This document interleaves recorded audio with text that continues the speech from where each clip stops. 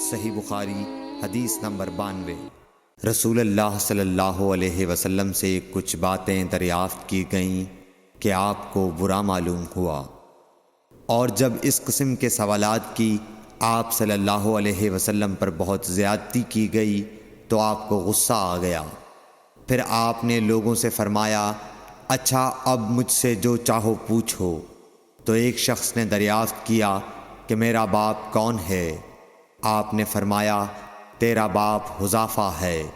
پھر دوسرا آدمی کھڑا ہوا اور اس نے پوچھا کہ یا رسول اللہ میرا باپ کون ہے؟